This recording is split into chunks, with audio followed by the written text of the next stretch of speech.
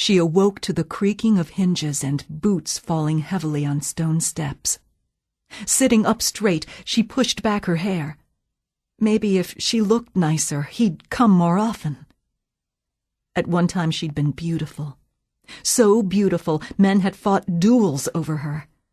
But now she bore the scars of a terrifying night of agony.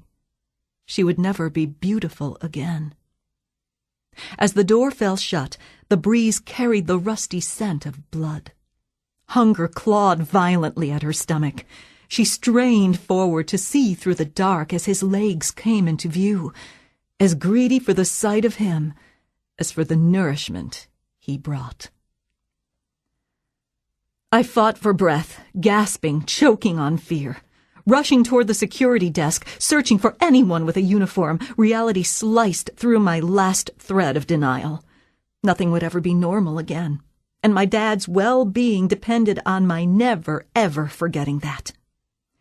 Dad often became agitated and confused when too many people pressed in around him, but he'd always loved the holiday season at the mall.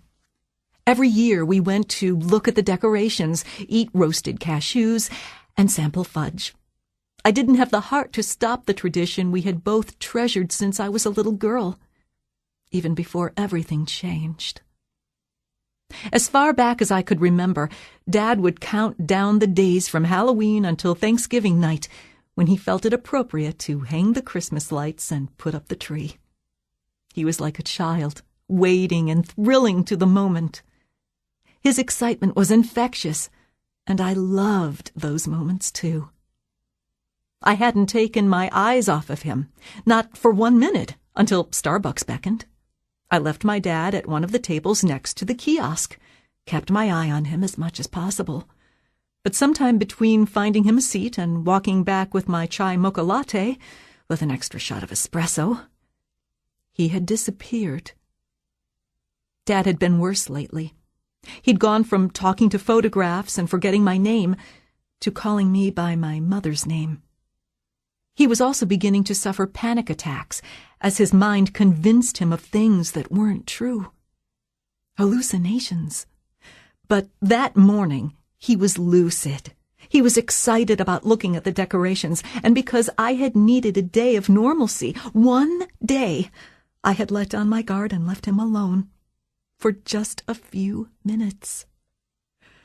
What had I done? My jacket was heavy over a thick hoodie, and by the time I reached the security booth, sweat slicked my forehead and dripped down my spine. My dad, I gulped around a throat full of fear and guilt, wandered away. He has Alzheimer's, and if he finds an exit... My mind shut down at the possible outcome of this disaster. "Calm down, ma'am." The mall cop was a middle-aged man with salt and pepper hair and a beer gut. "We'll find him." He put in a mall-wide call describing my dad from the photograph I handed him. Then he paused and looked at me. "What's he wearing?" I couldn't picture his outfit. What kind of daughter was I? I pressed my fingers to my brow and closed my eyes, trying to picture what I'd laid out for him that morning. A brown corduroy jacket, jeans, and a cardinal's ball cap. The security guy nodded, and something in his eyes gave me the confidence I needed to believe he would find my dad. Almost immediately, I heard over the radio that Dad had been spotted walking into the Hallmark store. My head swam with relief as I pictured him drawn to the festive decor. "Okay," the officer said, his voice full of authority. "Don't approach him, but be sure he stays confined to the store until his daughter arrives." "Thank you." "No problem, hon. That's why we're here." I tossed a backward wave as I rushed out of the office. At the Hallmark store, I found my dad browsing through Christmas ornaments. I rushed forward, breathless from my sprint back through the mall.